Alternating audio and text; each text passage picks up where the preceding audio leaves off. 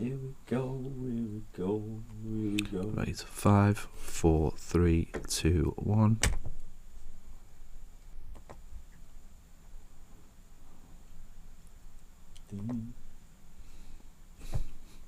There we are. Welcome to Toffee TV. Hello, this is Patron. Hello. We are here. We're in our new. Well, it's not really ours. I mean, it's a desk. Well, we're in our new. Well, no, we're in our studio. We've just got a desk. We're in our new. I mean, it's not new. I mean, we're on a desk because we've just done the podcast with Dave Ritty. There's a podcast on now, and there will be a video, and it's something we're looking to hopefully push forward. So this one's the first one. I don't know when the second one's going to be, but the point being is that we're going to start doing them, and Dave wants to do them, and if the worlds align, we will do them. But the first one's out there now. Check it out. There will be a video, but we want this something to do. It's like a proper podcast, and we've done it on the desk, and it's a good little chat, isn't it? Yeah, I enjoyed it. It was fun.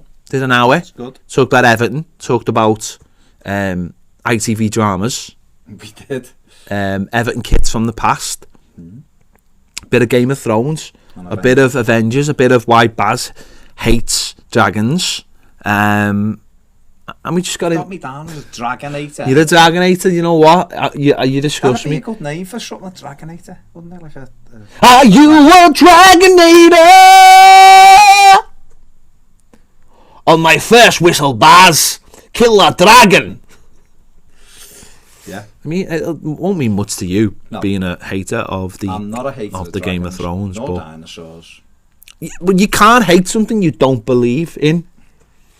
Listen, let's get on. I'm sure we weren't having a chat about this. Wasn't on the agenda. See the desk just creates a relaxing environment where we can just have a little chat. Shout at me about dragons. I haven't shouted you about dragons. I've sung in a loud. I mean, I fear for you if you know in the old days, Top of the Pops was on, you were like, turn it off, Mum, turn it off. But I mean, that might be for other reasons. I mean, it's just so weird. What goes on in your mind? Anyway, what are we talking about? Let us know. I mean, we are live. Send us your questions or your comments or anything. If you want to ask us a question on I mean, absolutely anything, then send us some questions in. So what are we talking about? Well, let's kick off with the kit. What kit? Exactly. What? Where is the kit? Now let's start with this Richarlison not getting in the goal of the month. Oh yeah. Obviously last night it come out the goals were selected. There was no Everton player involved despite scoring 3 great goals. There's also no evidence that any of those goals are better. There isn't any evidence. I mean, I've watched them about 5 times. I've looked at those goals and I can find faults with all of them. You've deconstructed. I can find fault with all of those goals, especially Higuain, who I think should have been disallowed for ungentlemanly sportsman. What's the ungentlemanly conduct? He sticks his head in Phil Mitchell and Grant's, basically, and I think that's unbecoming of a professional footballer. He was beckoned into that zone. I've told you before. Okay. He doesn't just go and do it. If he went and done it off his own accord, then I want it to be like I want someone to get a tactics board out and draw in how he created the space. He bent his run technically to get in. I want to see how he did that. He hit it well though, didn't he? Not the zone. He hit the ball well and off the underside of the bar. Hell of a shot. There was a couple of back heels in there. That's why that's in there. But it was a good strike. Yeah. Did it have Dean's technique? No. You know what I mean? Dean volleyed that ball. No, I mean for the throw. Oh, for the throw? No. You can't teach that technique. I mean, well, they try out some. I mean, Rory Delap was. They try in this city. They do. You get a coach in, a throwing coach to do that kind of stuff. But yeah, there you go. But just on the kit. Yeah, go on. No, I mean. Come on. I know we're relaxed, but you can get into it. I know there's obviously been some kind of disagreement in terms of when the kit should have been ready. And I'm a firm believer in if you're going to change the kit, then it should be worn by the team in the last home game. I always think that's quite good. And I remember last year when we played Southampton, the game's depressing and all that, but you know, took Zach and bought him the kit on the day, and he had the shirt on for the game and all that. And I always think you then go off into the summer and the kids have got the kit and all that. I thought we'd move forward so much to having it available. I mean, listen, if you're going to reveal the new kit in the last game of the season, make it a cup final. I always feel like that's the best, although 95 is really the only time that it was worth it. But see, I heard, I'm going to go all Marvin Gaye here. Okay. I heard that basically they wanted to make sure that it was they had 100%, and it might be something to what you're saying without going into detail, is that they wanted to make sure they were had the gear 100%, so that they didn't run out of kids' shorts and socks within 2 weeks of it coming out and all that kind of thing. So I don't know. I don't know if that's fully accurate, but it seems a strange strategy, because last year we did get out early and we did get on sale, and there was very little waiting time between it being launched and being physically in the shops, and then we wore it against Southampton, didn't we? And then oddly we didn't wear it against West Ham. We wore the other home kit, which is weird, but I mean, listen, that's like an unveiling now. I mean, listen, Liverpool have got theirs out, and there's one over there in the studio, and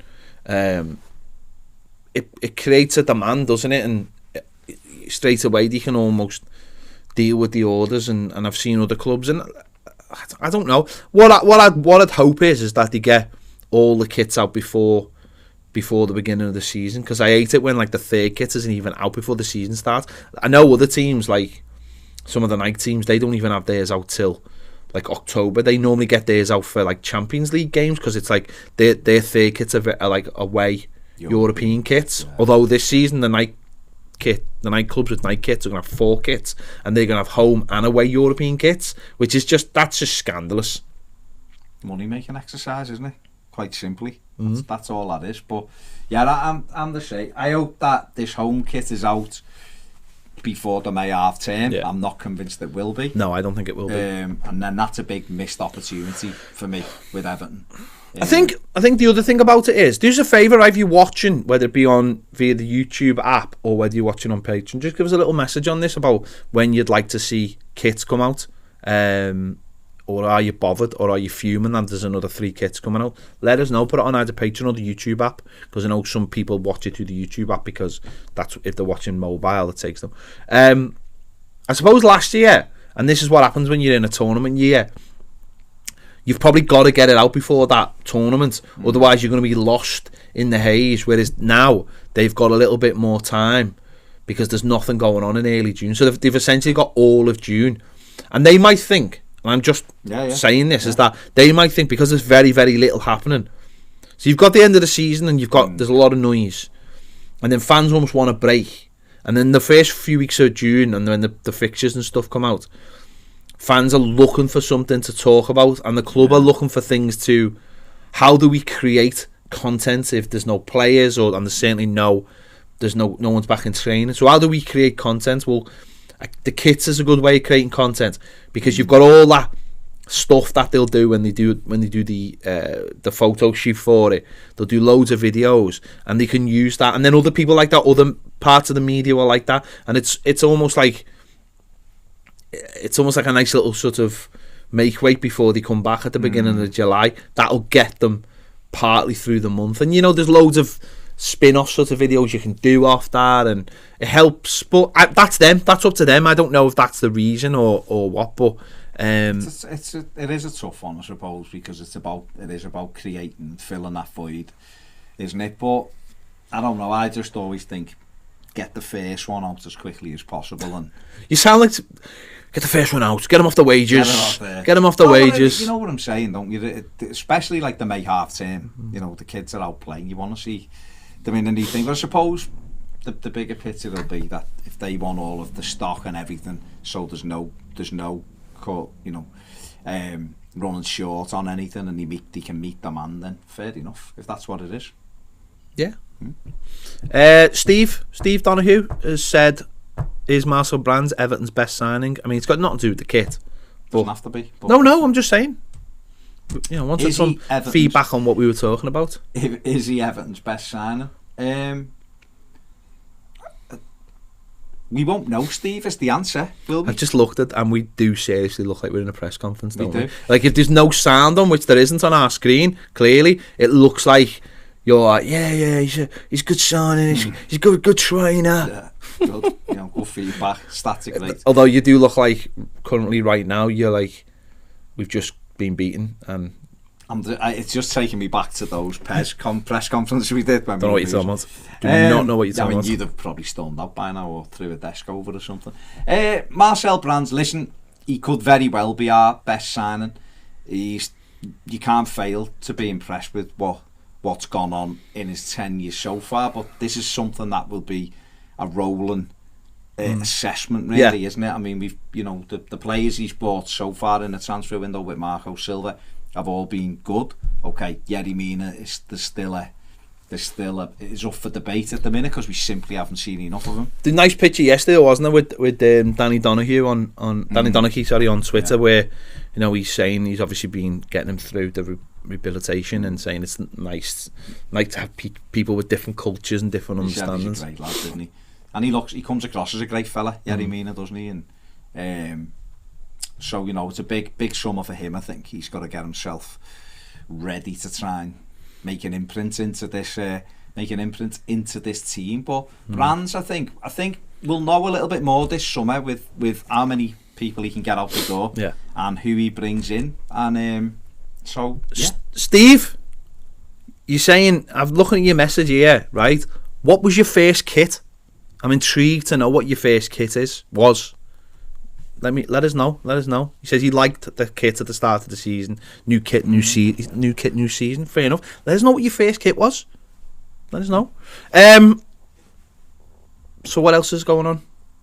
What were you talking about the News Daily yesterday? The News Daily was Seamus Coleman giving Marco Silva his backing. But not. I don't think it was just lip service either. From the comments that Seamus was saying. He said he comes in and Marco Silva's car's always the first one there, and he said I live close to Finch Farm, so sometimes I have to pop back in to get something, and the manager's car's still there. Pint of milk. Yeah. The manager's car's still there, and he works really hard, and he said I love seeing people commit. I thought that was really telling, that comment from Seamus Coleman.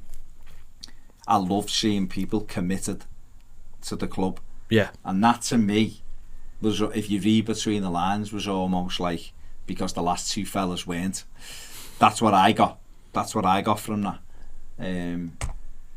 So he spoke about the team now displaying the stuff that Marco Silva's wanted them to do, the hard work that's gone on the training ground. And he said again, I want us to win a trophy, and I think we can. And I'm not, he said, I'm not just saying it. This team has got a lot of potential in it, and he's right. And again, playing back into Steve's question, or Steve's message there about Marcel Brands being Everton's best signing. If Marcel Brands can add the necessary quality to this side that we've got at the moment, and we can keep Kurt Zouma and we can keep Andre Gomez, then who knows? I think watching Everton at times, we look like a side that could easily challenge for that top four. Yeah. But then again, you look at the last two away games and you think, no goals scored against two defences that aren't great. It's not hard to see where we need to improve. Goals. Goals. What's your take on Coleman's comments, first of all, on the manager, though? Creep. Okay. No, I think it's always difficult when you get questions like this or answers like this, because it's in what environment, the question's being asked. And obviously, listen, he's the captain of the club for most of the time, of the team, certainly not the club, of the team. But I do genuinely think if Seamus Coleman's can still praise some people, can still praise somebody without saying things in a certain way. And if he's using words like commitment and being first in and last out, and do you know what? Right. To be fair to Roberto Martinez really was a first in, last out kind of manager. You know, he really was. He really did work hard for Everton Football Club. Moyes was exactly the same. Moyes was, when the lights were out at Finch Farm, you knew it was because David Moyes had gone home. It was as simple as that. He was there, like, you know. He was off on the last run there. Exactly. So if you're Seamus Coleman, though, and you've seen a couple of fellas follow those two, who maybe haven't been the same kind of commitments, then you're gonna comment like that, aren't you? And but that's it, isn't it? That's it. So I do actually take a lot from what he said, and I know some people won't, and some people. That's fine. I mean, not won't, but stay. I don't mean it like that. What I mean is that they will just ignore it because it's like, oh, it's the same. It's, you know, it's Aussie's gone go-karting, isn't it? Essentially, you talk about kits and filling in stories. You get a lot of that when the club employ a lot of media, and they've got to create their own stories and get them out and make a feel good factor. And I don't mind that. And I mean, okay, it can be when it happens when you're maybe not playing well, it doesn't really work. And I think the club have stopped really doing that. But if they're saying all the right things, then I've got no problem with that. What did you make of Schneiderlin talking about Garner saying? Garner's playing brilliant, but he said what he's doing now is he's put another level to. Well, the mates aren't they? They are mates. They're both French speakers because obviously one of them's French, which always helps. I always find that helps. They are mates, so you could understand that. And he has put another. We spoke about this. We spoke about it in the final word, and I think, you know, I've spoke about it nearly every single week since the transfer window closed. I remember speaking about it after the Watford game and saying basically he was the only one who had to go in that game. He's been the only game he hasn't played well is the Fulham game, and it showed because the rest of the team didn't play well. I think when he plays well, he gives us a chance to win games because he's such a pivot, and he was early on in the season.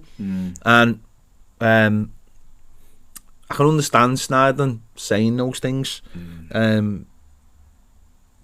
So yeah, and you want, I suppose, you want more of that. It's good when I think when you want media, I think it's good when players like Schneiderlin, players like that, maybe in and around the squad, are praising other people and getting back involved. So they're not just playing on the pitch, but they're getting involved in the media stuff as well and becoming more visible. Because I think that helps fans go, well, you know, he's doing his bit. It's like the social media side of things. A lot of people can dismiss it, but when you see like people like Andre Gomez commenting on the team and commenting on the 23s and those kind of things, I think that kind of thing is it. You want players to be visible more than just on a match day, doing positive things, saying positive things, and I think that helps create the bond. And I'm all about the bond. So you're going to be all about the bass. Well, I am generally normally full on. There's no treble with me. No. So yeah, saying nice things. Steve got back to us. He said the 1968 Gordon West Green shirt when I started supporting Everton. Did it have a badge on it? No, it wouldn't have. It didn't have a badge on green, the 66 kit didn't have a badge on it, did it? I know now the replica on it, but it doesn't. It didn't. It was just the EFC. It's just blue, because blue was just Everton. Blue, yeah. Well, no, green. The 66. The whole kit was green. But the goalie kit was. And this was 68. What are you talking about, Bass? You're just confusing the world. Confused.com. Steve Kelly. I like Steve. Never fail. Top man, Steve. His first away kit was the salmon pink one, which is over there. No, it wasn't. You bought your first kit when you were 27. Behave yourself. Steve also said, alright lads, off topic, do you think Everton will get Tim Cahill on board in an ambassador role? We would be mad not to, given the massive pull he has in Australia and the States. 100% yes. I think Everton have been trying for a while to get Tim on board. Obviously he's been playing and he's still technically a player. He hasn't he's retired, but isn't it when he finishes his contract? He's done it. But his hand's done in. That's why he's been in a lot of games, because he's seen he was seeing a specialist in Manchester that was sorting his hand out, but he still had a contact with the team in India. But I don't know whether that's fully finished now because of the injury. So he's only just finished, so he'll probably want a bit of time, and they'll just have to work out what they want to do with that ambassador role, because, you know, obviously if he says yes and he's on board, which I imagine he would be, because it's not like it's a full-time job. I mean, look at Pienaar. It's definitely not a full-time job for Steven Pienaar, but it's a case of doing things when the club go over, or doing some... See, the way I look at it, and I think we've both discussed this, is I think Tim is gonna live in New York. That's where his house is. He got a big house built when he moved to New York, and I think that's where his family are going to live. So he'll be predominantly based over there, and I'm sure he'll come back and forth maybe with his sponsors and stuff like that. But if he can be in America and can help, you know, I know they went over the other week. Leon Osborne went over and did it was part of the Premier League NBC morning thing. Now, if Everton could have Tim to do that, but also not just do that, but have things like Everton just going on their own and saying, right, this weekend Everton are playing home or away, doesn't matter, and we're going to have a big fan event at I don't know, some bar somewhere, and on the Saturday for the game Tim Cahill's going to be there, and also have either one of the ambassadors or someone else, get Paul Rideout involved, or Joe Max Moore, someone that relates to the Americans that are there, clearly, you know, any one of those people, and make it like a weekend of it, so people go, you know what, I'll fly up to... It's an event, yeah. I'll fly up to that place, because on the Friday, on the Saturday, and on the Sunday, or just maybe the Friday and the Saturday, Everton are going to have different people there. And who's to say, like, on the Friday night, they don't have, like, a Q&A with Denise Barrett-Baxendale, and then on the Saturday it's Tim Cahill and one of the ambassadors, or, like, you know, someone who can... Because for me, what I think we should be doing is, I think people like Paul Rideout should be an ambassador in America right now, and should be available to do things for the club, not full time, not doing things all the time, just available to do events and to go meet fans, and like we've just been saying, and yet there might be times when Cahill can go to Australia because he'd be a massive draw. You know, the same way that we get Yakubu to do things for us when Sports Page are involved. Okay, he's not a full-time ambassador, but he can do that, and there must be other players around the world that can do similar things for. I think we've done a show on this, haven't we, on the Tuesday Topic or something, but just people who can just do things for us. And that's what other clubs do. You know, other clubs have offices around the world. Liverpool obviously they've got all their connections with Boston. Man United have got an office in New York and things like that. I'm not saying that kind of level. Obviously Man City have got New York City and other clubs around the world, but just people who you can go, do you fancy doing this event for us? You know, Paul Rideout, I just think is so underused. He's he scored the last winner for us to win us a trophy. Get on the phone to him and say, do you want to do this event for us? We'll put you up with Tim Cahill. You've got a modern player and an older player, and that's the way I look at it anyway. Got to take as many opportunities to grow the brand as you can. You know, and try to grab some fans who are maybe ripe for a plucking. Really? Yeah. Haven't you got to, haven't you? It's the only way the club will ever grow. Yeah. If you think small, you'll always be small. You've got to think big and then try to go after it, and getting all the help you can from people who've got big followings and who are well known, and markets that are still available.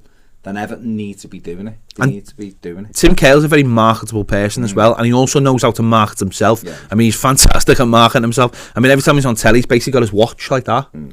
He knows how to market himself really well, because he's had to all his life, because, you know, he's come from humble beginnings and has worked his way up, and knows that now that his career's finished, it could all sort of go away, and he doesn't want it to go away. He wants to stay in the public eye, because he knows ultimately that's how he'll continue to look after his family for the rest of his life. I mean, I don't think you'll have to worry on that front, like, but you'd always keep it going anyway, don't you? Because that's what it is, and he enjoys it quite clearly. That's it, isn't it? You want to enjoy it. He's always been someone who's wanted to keep playing football.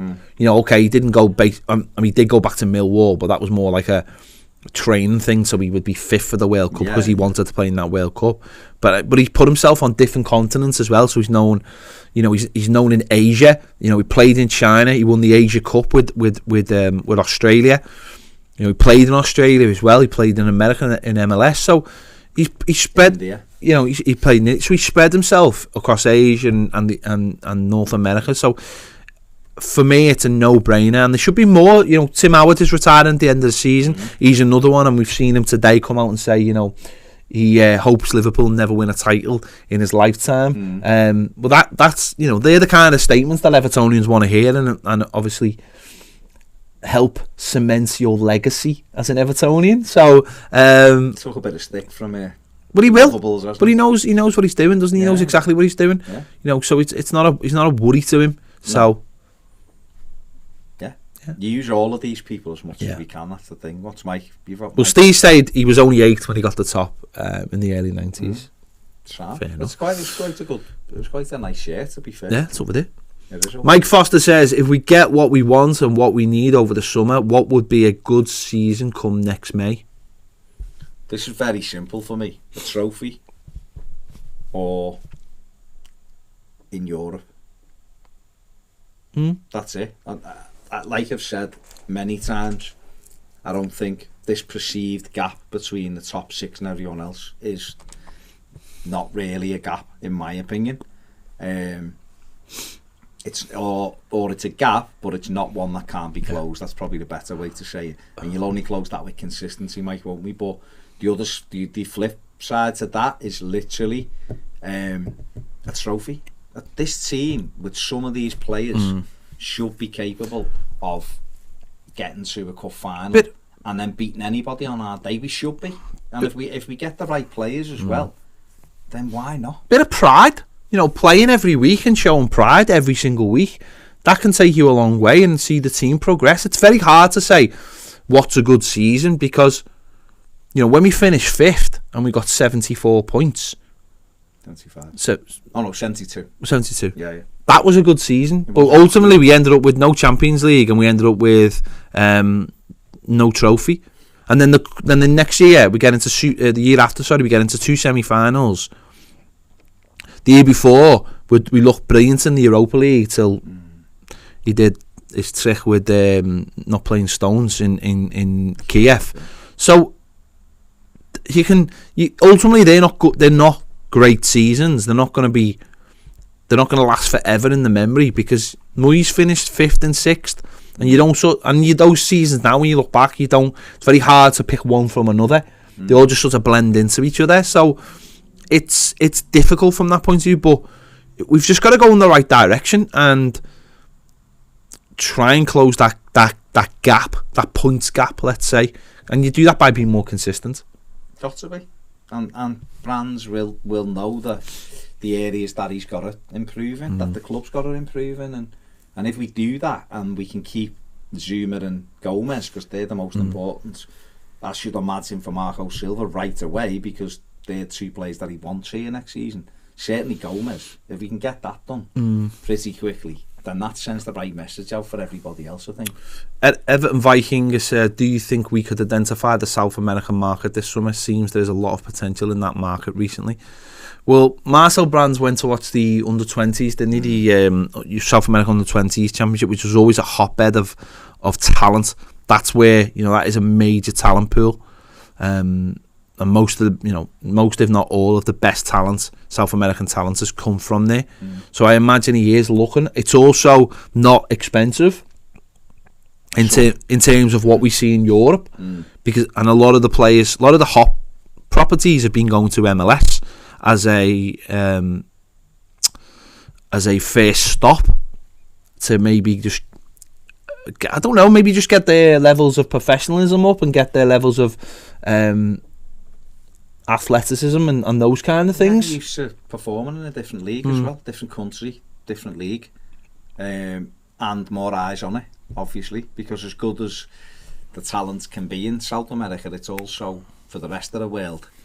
It's not, it's not readily available, I should imagine, to view everywhere, is it? So, we had the the game that was played at the Bernabeu in Yeah. you know the back. How convenient.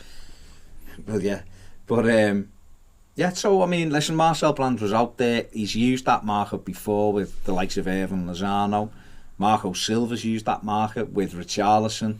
So I imagine that some of the hottest properties will be on his list, and I suppose it's whether he thinks that they can make a difference. I mean, Everton again strongly linked to David Neres in Brazil. They think basically, you know, they ran that story. Neres is learning English. They basically think he's going to Everton. So whether he does or he doesn't, we don't know. But yeah, it's one of them, isn't it? I know. I mean, you think about Richarlison. Watford picked him up for 12 million quid. You know, Silva spotted the talent, and they got a player who went straight into the Premier League and did well. Okay, by Christmas he was exhausted, but and then we were sort of, well, you know, and look at him. He had a decent, you know, pre-season Watford and Everton, and he's you know, he's had a pretty consistent season. He's been great for us. He's had a few frustrating games. That's what he is. But in general, he's got 14 goals in all competitions. He's been fantastic for us. Paul Livesey, Tim Howard made my day with that comment. Stephen Kelly, heard you lads talking about the pricing of food and ale in the ground to get fans into the ground earlier. Do you expect the club to try and focus on that more next season? No. I actually think doing it on Friday would have been a good trial run. No. Well, this came off the back of our trip to Germany. It did. Did we mention we've been to Germany? We've been to Germany, in case we didn't mention it. And that we, you know, it opened our eyes as to ways that you can engage the fans and basically for the club to make more money. But to go with that, you have to have more control over food and drink and stuff, pricing. I think Everton are tied in probably to contracts at the moment that they possibly can't get out of, or, you know, they have to let run their course. But that should be an area that Everton look at. They need to price things correctly. It's no point going but charging £3 for a cup of tea when you can get it outside the ground for £1 or £1.50, because people are just going to go, well, I'm just going to get it out here. Instead of it being a markup of, you know, £2 instead of £3, and you're paying £1.50 on the street, people might go, well, you know what, for the extra 50p I'll give it to Everton and I'll be inside the stadium. Same with ale. People like having a pint. Make it affordable. Make it so it's not. And listen, there's pubs outside and things like that you know, rely on fans going in. But not. What you've got to remember is not everybody's going to go into the stadium regardless. But more people will, and more people who are in. And what we saw in Germany, most people are in that early that they're creating an atmosphere before anyone's even gone up to the seats. Obviously, it's a little bit different in the likes of Dortmund, where you're standing because you could take your ale up and all that. But if we had, it's difficult at Goodison, isn't it? We've talked about it in the Park End, say opening it after the game for an hour, because people, I think, will go there and have a couple of beers and talk about the game, and it'd make the club money that way. But just in general, by having a look at pricing, the club could actually, I think, make a bit more money than what it's making at the moment. It's changing the whole philosophy, isn't it, of and habits of people. We spoke about this before. You know, it's difficult because the only way you're really going to get people to stay or people to get in early is by lowering the food. You know, when it's like a night game like it is on Friday, like I'll always go to like McDonald's because, you know, it's convenient, it's quick, it's convenient, somewhere to sit, somewhere to eat the food. You know what you're going to get. Now, if Everton had something like that, where they know they could expect a certain amount of people to come in and be able to sit down, you know, I'd rather give me money to Everton if I knew the food was going to be of a certain standard. You know what I mean? It's not. It's, you know, it's McDonald's. It's not amazing standard.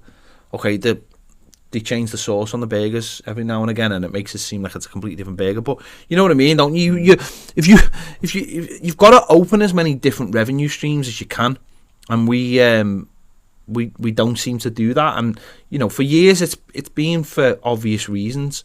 You know, simply finances. But I suppose the problem with it right now is that everything is on track for a new stadium. Everyone's looking at the new stadium, and it's all, well, we'll do this when we get a new stadium. We'll do this when we get it. And that's probably the way Everton look at it. Is everything is like, we've got all these ideas. We know we'll try all this. When we go to a new stadium, it'll be a fresh start. We can give people what they want. There'll be fresh contracts. We can have it at certain prices. We can have seating area, a lot more space for people to come into the ground. People will go probably to the ground early because of where it is and what's around there, and because all their habits will have been, at the moment it's habits, isn't it? You always do certain things when you go to match, whether it's get there 2 hours before and go to the pub, get there 2 hours before and go to fan zone or go to church, or just go straight in the game. Everyone has their own habits, and those habits will only be broke when we go to a new ground. It's that simple, isn't it? It's like, if tomorrow the government turned around and said everyone can have safe standing, Everton would go, well, we'll have it when we go to a new ground. It's as simple as that. They're not going to spend money right now when it's just a case of no, everything's in that pot. Everything's geared towards it, isn't it? But you're right, that's when we'll probably see the change, Steve. I don't think we'll see anything before then. What did you make of David Neres last night? Steve's asking. I thought he should have scored. When he hit the post. I thought he should have scored, and I also thought if that one that had been squared to him in the first half, that'd be goal of the season. It was an incredible move, and I think what he tried to do was he tried to give him the eyes by making it look like he was going to pass it, and he went near post, and Lloris just got there. But no, he looks a very talented player, and I mean, listen, I'm not holding my breath on Everton signing him because he's a very, very talented footballer, and a lot of people are going to look. I also heard last night that it was what's his name, the ex-goalkeeper, Man United and ex-goalkeeper, Van der Sar was saying apparently that team is not breaking up. He said there isn't. No, he said maybe 1 or 2 will go for large fees, and that will supplement everything else. Because apparently he's been promised he can leave. Well, maybe he's the second one. Yeah. Because obviously he's gone, isn't he? Young's gone, and he's a fantastic player. It's gonna be interesting to see if he does. Obviously Everton have been strongly linked with him. He looks like a lively player, doesn't he? But you just don't know, because other people might come in, or they might want too much for him, and Marcel Brands might go, I can get this lad who's almost as good as him for half the price. So Toffee 96 has said, what's your favourite ever Everton goal? Any that beats Liverpool. Favourite, that's a tough one, that. Best goal I've ever seen, and I'll still maintain it, was Sharp's volley against Tottenham at Goodison in a 1-1. We didn't even win the game, but it was in 1982. It was a hell of a goal. It was the height of the volley was how high he got and met the ball. It was incredible, right in the top corner of the park end. Favourite Everton goal, I'll tell you a goal I loved watching, and it didn't win us anything, but was Osman's goal against Larissa. Yeah, it was the move was absolutely it's a great goal, absolutely, and obviously great goal. The likes of Sharp's volley at Anfield and Andy Gray's diving header against Sunderland, but as an actual goal, I would always say Graham Sharp's volley against Spurs was the best goal I've seen live. Best goal seen live. Rooney's against Arsenal. That was a screamer. Or Rooney's against Leeds. Yeah. The week after was just pure limbs. Yeah. But a goal, I jumped on his dad's back there behind the goal. I think my favourite Everton goal, and I just love it. I absolutely love it every time I see it. It's Trevor Stevens, the third goal against Sunderland. No. Oh no. Bayern Munich. Oh god. Because I just love the way Andy Gray reverse passes him, and I just love the way he goes through, and there isn't any doubt in his mind, and he just turns around and he just goes. He just gives it that, and it's just that we've just beaten Bayern Munich to get to the final of a European game at the Gladys Street, and everything's perfect about it, and he just runs away and he's just giving it the finger. I got kissed by about 40 people when that went in, and it was amazing. I was just to the right of the goal, as if there's a Union Jack behind the goal with Everton on or whatever, and you can see my hands are on it. I was like on the corner of it looking through, and as he went through, there was no doubt. And now I'd be like that.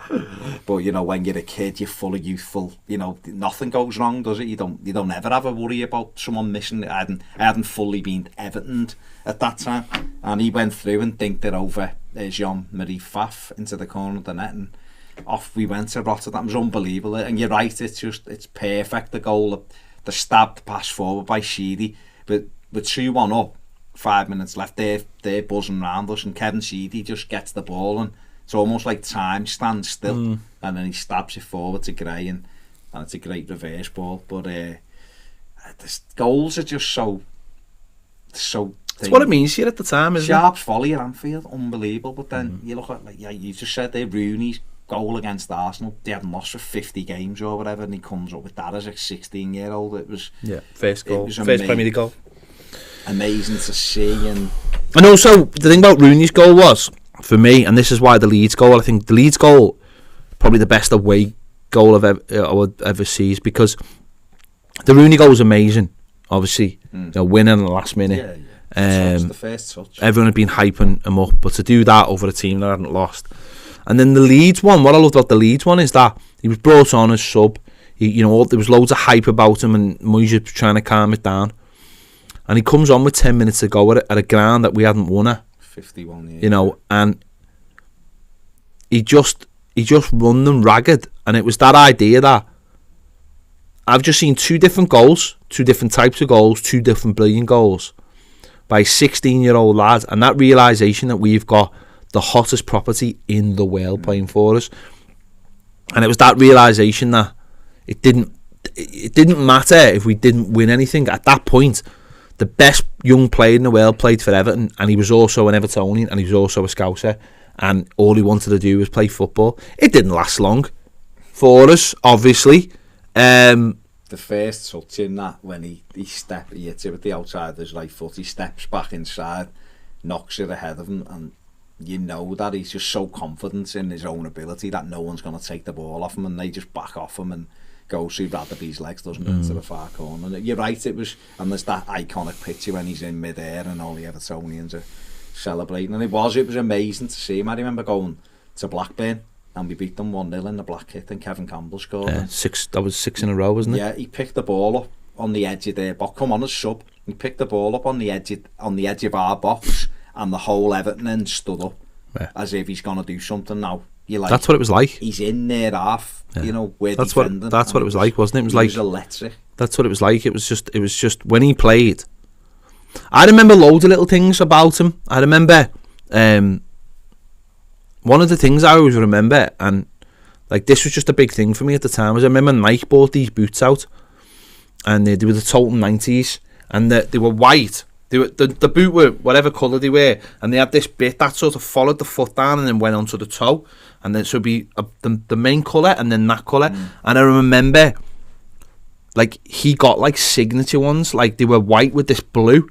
Now they weren't like just for him, but no one else was wearing them, and it was like things at the time like that, going like Nike giving him his own boots. Like, there's an Everton player wearing his own boots, so then kids would go out and get these boots because Rooney's wearing them, and it was like little things like that everyone else had. Like, whatever it was, but it was, this is when you start to see more coloured boots. We've been starved of it though, haven't we? Yeah. We still have been starved of it, let's be honest, but at that time it was exciting. I remember seeing kids' kits everywhere with Rooney on the back. But that's it, yeah.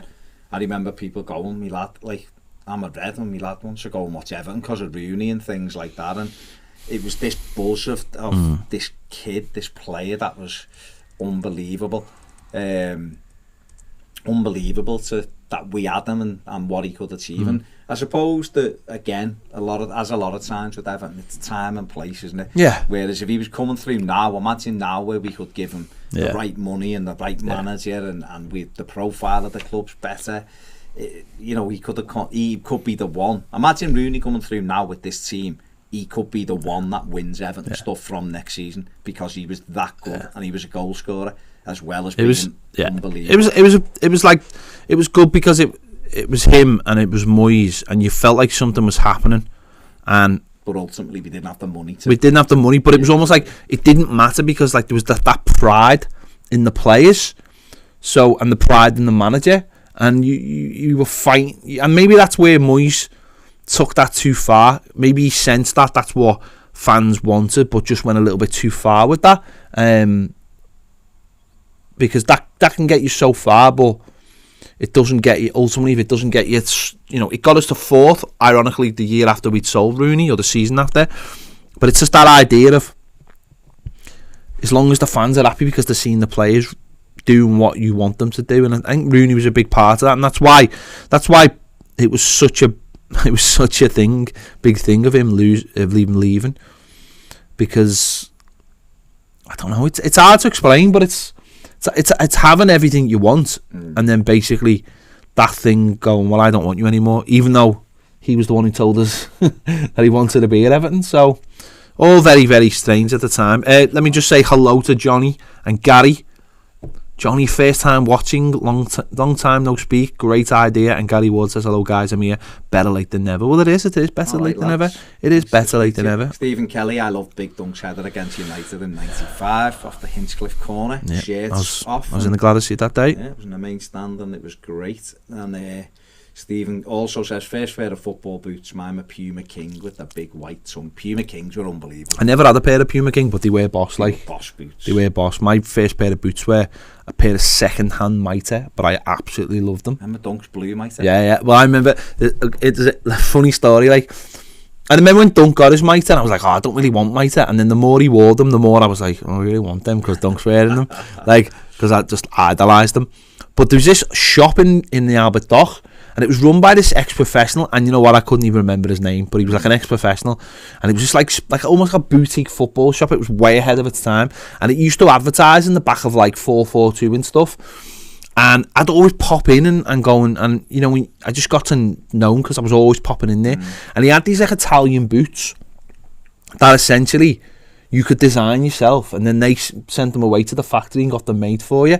And I got these blue ones, and they were blue and white with a little bit of yellow on them, and I waited months for them, and I was like, in the meantime I was like, I want those Duncan boots. But these boots arrived anyway, and honest to God, they were fucking shite. They basically fell apart on me the first time. I wasn't expecting to drop an F-bomb. Sorry, live, but fair play. Okay, I'm just saying it as it is. Yeah, okay. They were dead stiff. There was no giving them at all. They ordered me the wrong sole plate as well. I wanted like mouldies, and they got me studs. There was absolutely no giving them at all, and all the bits started falling off. And when I went back to the shop, he'd shut up. He'd gone bust. I'm surprised. So took 6 months to get you a pair of boots. And all I wanted then was Dunk's boots, and I remember they didn't bring too many of these Dunk's boots. And I remember he did a thing with 442.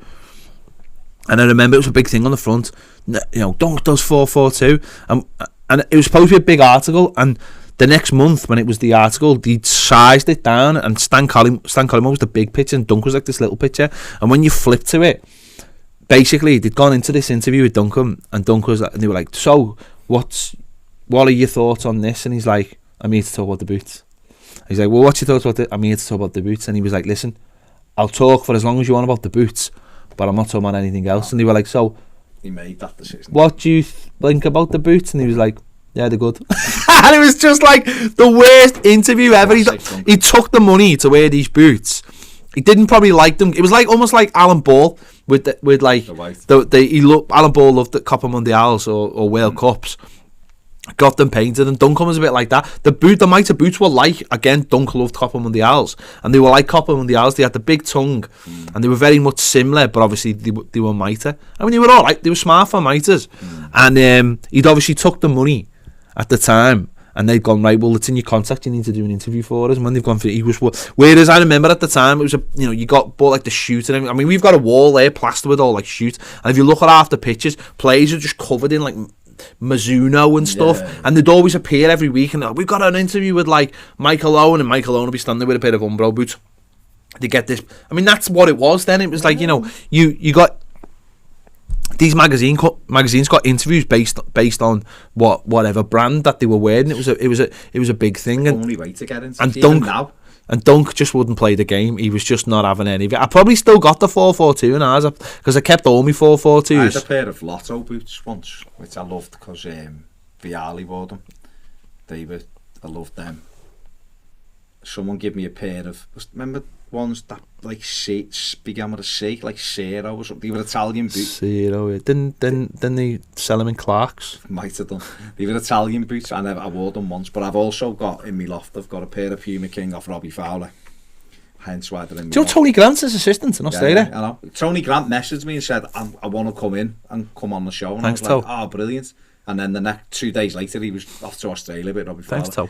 And I've also got Gary Speed to 6, which I wore at when we played at Goodison. I'd say what a pair of I got, and I wanted them for ages, and I waited till he went down. Valsport, you remember Valsport? Yeah. And they were at one that like all players that come over from Italy and stuff were wearing, and I remember I used to always buy footy magazines and basically just thumb to the back and just look at all the. It was weird because Why didn't you just go in and stand in the shop and do it? because I don't know, but it was like it was before the internet, and there was all like Italian kits and everything. I used to just buy magazines and just thumb. Pro Direct used to be like have big things in the back, and I used to just thumb to the back and look at all the kit, and that's all I used to buy them for. It was mad. I'd pay like £3 for a magazine just to look at boots that I couldn't afford to buy.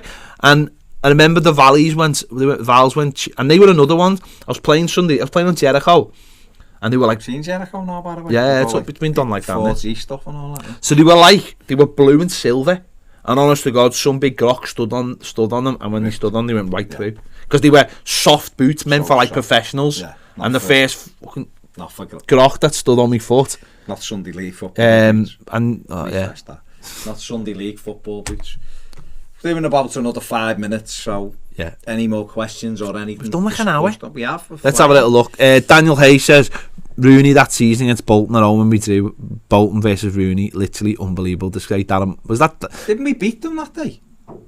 Didn't we beat them 1-0 or 2-1? We beat them 1-0, didn't we? I think. He beat them 1-0, and it was when, Yeah, when he ran at Campo. And Campo done the splits. I don't know if you think. Yeah, Just we drew with West Brom, and that's when he destroyed Darren Moore. Oh, we beat West Brom 1-0. did we? Litai, Fed Radzinski. Oh yeah, but Rooney didn't score. Rooney didn't score. And he absolutely destroyed them. Yeah. Johnny Hickey says, "Do you think the kit will be launched before the end?" Well, to be fair, Johnny, if you turn the front, we did. If you go back when this video finishes, we've done the first 10 minutes. First 10 minutes is on the kit, but no, I don't think you'll see the kit this week or next week.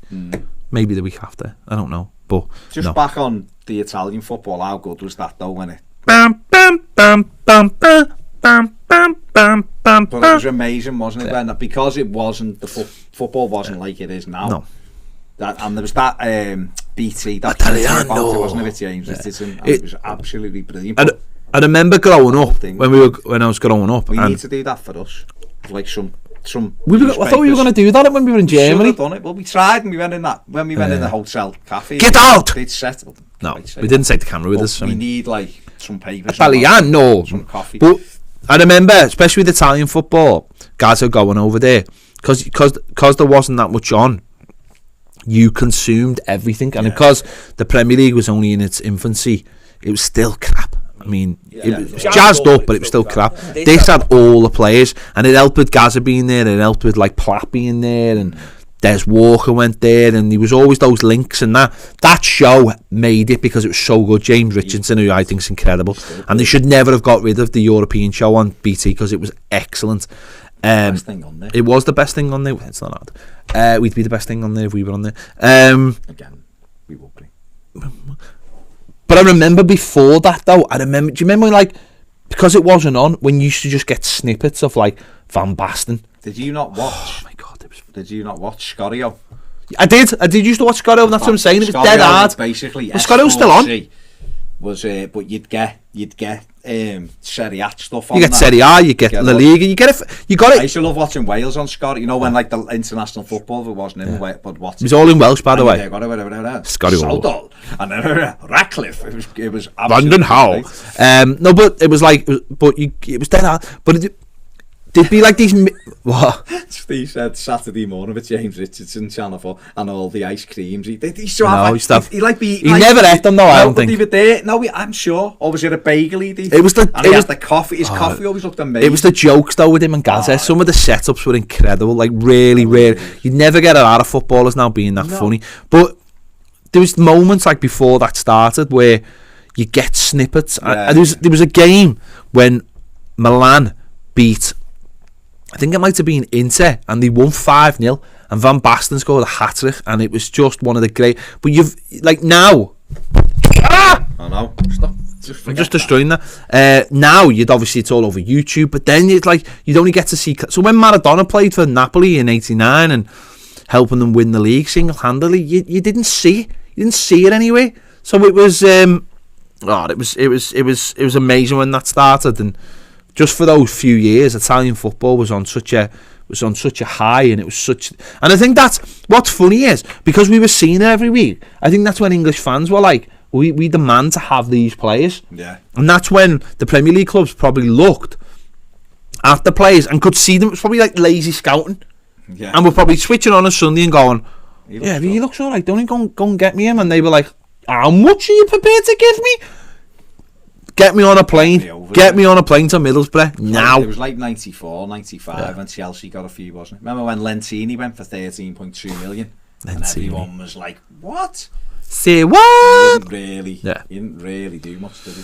Right, let's do a refresh. Gary Ward, that's done one there for you. Go on. Gary Ward said maybe he could have afforded the boots if he didn't waste your money on the magazines to look at them. I think you might be right, Gary. Yeah, I used to do that with Nintendo magazines as well. Stephen Kelly, James Richardson does a podcast on The Guardian. He doesn't. He doesn't. Doesn't he? No, he spewed The Guardian. And now he's got his own. It's called Total Footy or something. It's basically got his own. He left and he's got his own. Sean Dyson. He's got his own podcast platform now. It's very good. Again, sounds more like Chris Wilder with a short throat. Did you see him partying the other night? Coming out of the club singing Sheffield United. I heard what he said about the Leeds fans, or was it Leeds fans? He went, all those muppets from Leeds said we were going to wilt under the pressure. He said, they've lost 7 games since Christmas. We haven't lost 1. He was proper giving them loads. He was like, He's a Sheffield United fan. Yeah, fair play. I mean, I see him saying, we're going to get dicked everywhere next season in the Premier League, but we're going to have a laugh.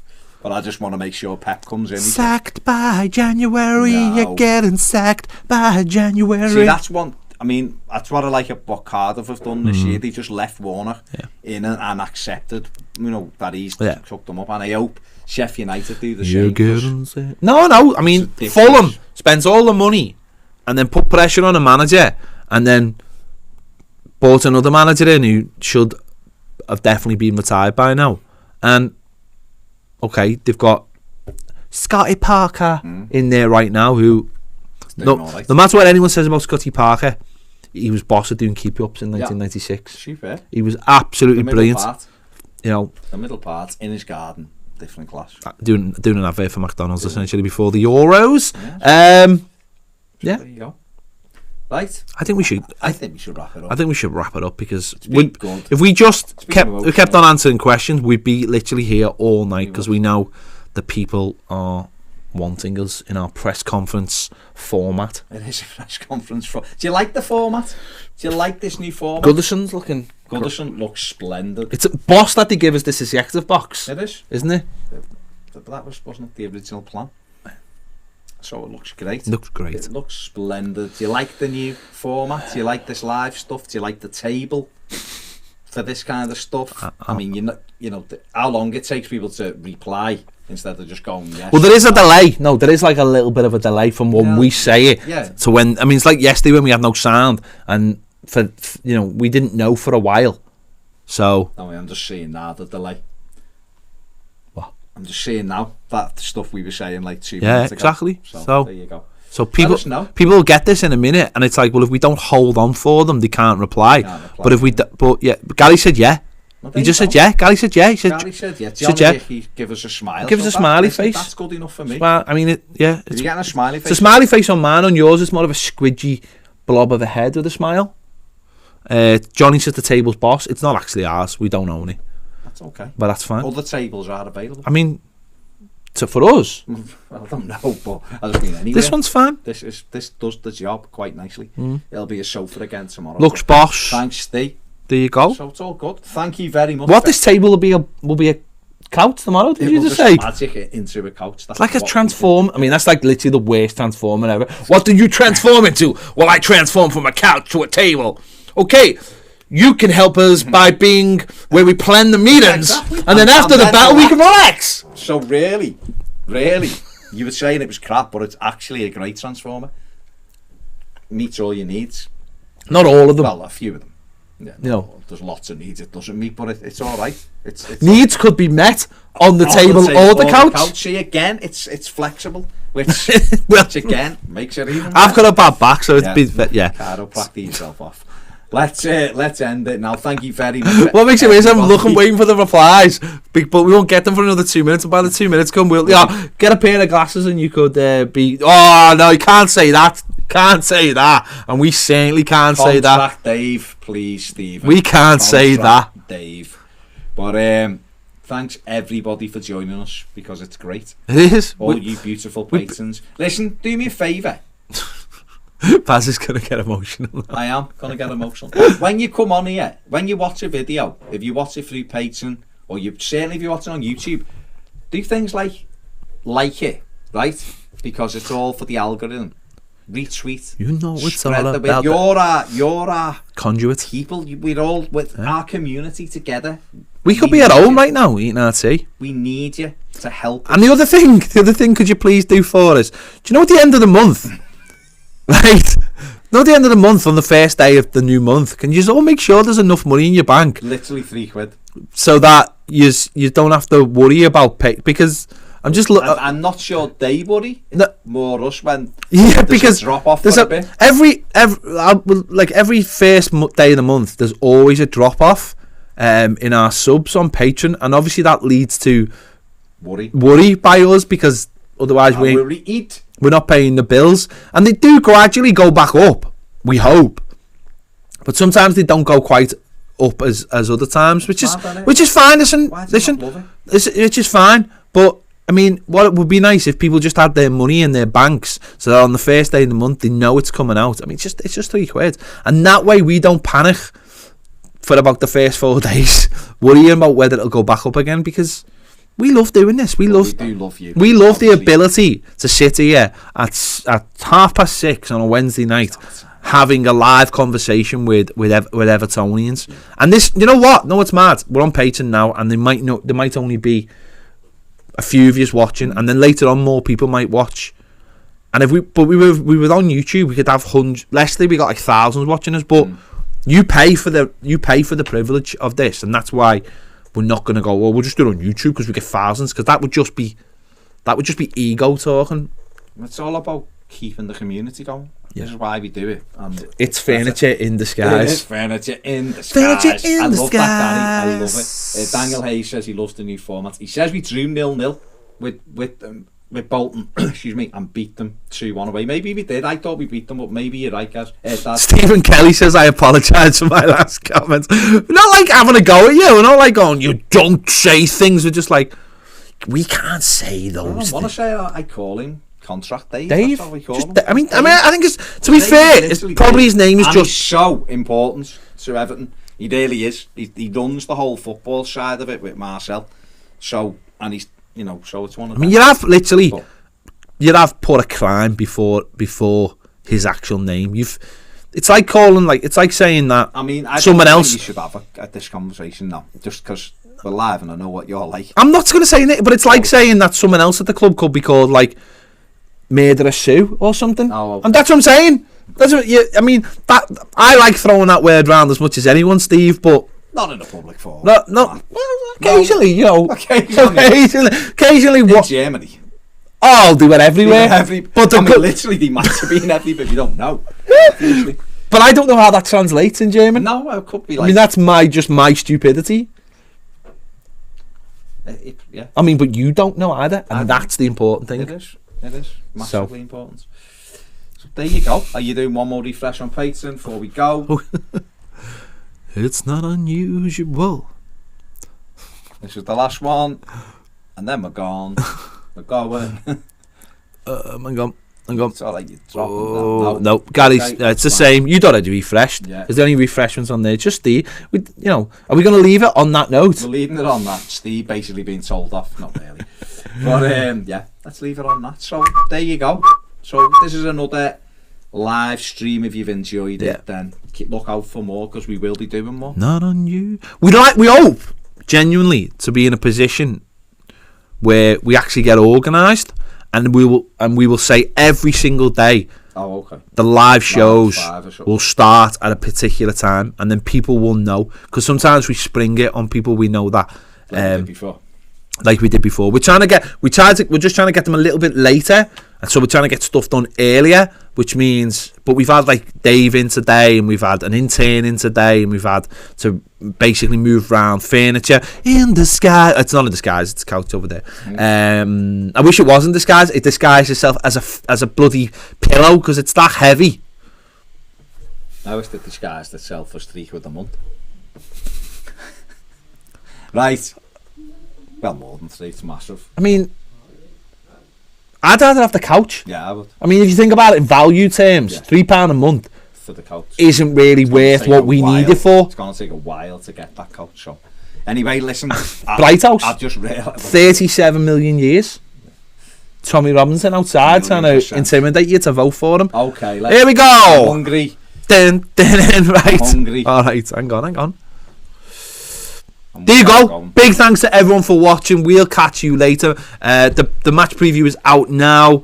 The podcast with Dave Ritty's there. Check that out. Thanks for watching. We'll see you later. It's not unusual.